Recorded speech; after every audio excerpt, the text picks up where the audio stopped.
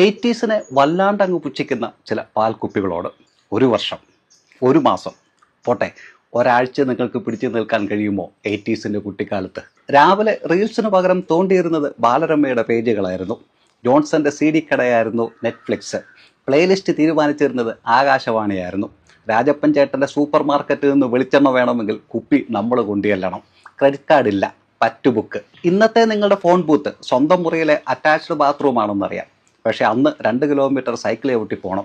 ഓർമ്മയിൽ നിന്ന് നമ്പർ എടുത്ത് കറക്കി കുത്തണം. അങ്ങേ തലക്കിലെ വീട്ടുകാർക്ക് മനസ്സിലാകാത്ത കോഡ് ഭാഷ ഉപയോഗിക്കണം. ആരെങ്കിലും IST വിളിക്കാൻ വന്നാൽ ഇറങ്ങിക്കൊടുക്കണം. അന്ന് ചുരിദാറും നൈറ്റിയും ഇടുന്നവർ പണക്കാരായിരുന്നു, ഷോർട്സ് ഇടുന്നവർ ബൂർഷ.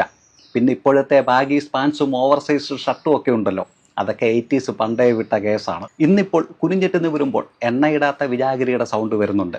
അലമാരിയിൽ പിണ്ടതൈലമുണ്ട്. ഒളിഞ്ഞും തെളിഞ്ഞും അമ്മാവാ വിളികളുമുണ്ട്. പക്ഷേ ഇപ്പോഴും ഹെലികോപ്റ്ററിൻ്റെ സൗണ്ട് കേട്ടാൽ ചാടി മുറ്റത്തിറങ്ങാൻ മനസ്സ് വെമ്പുന്നുണ്ട്. നല്ലൊരു മാങ്ങ കണ്ടാൽ കല്ലെറിയാൻ കൈ തരിക്കുന്നുണ്ട്. മണിയടി ശബ്ദം കേട്ടാൽ ഐസുകാരനെ ഓർമ്മ വരുന്നുണ്ട്. ഇല്ല, 80സിന് പ്രായമാകുന്നില്ല. വളരും തോറും ചെറുപ്പമാകുന്ന ഒരു പ്രത്യേകതരം ജീവികളാണവർ.